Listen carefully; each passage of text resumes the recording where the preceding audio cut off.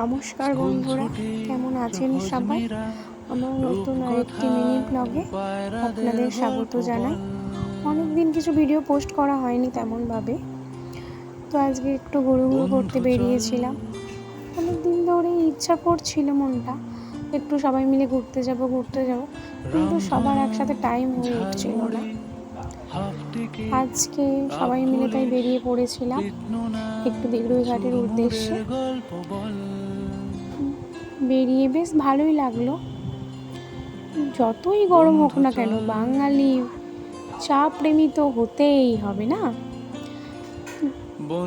রীতিমতো চা খেয়ে গরমে আরো গরম হয়ে আরে বাবা ঠান্ডা করতে শরীর, তারপর আইসক্রিম।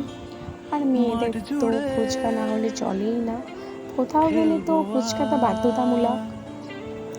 ফুচকা খেয়ে ছবি তুলে একদম সুন্দর করে মন খুশি করে আবার বাড়ির উদ্দেশ্যে রওনা দিলাম।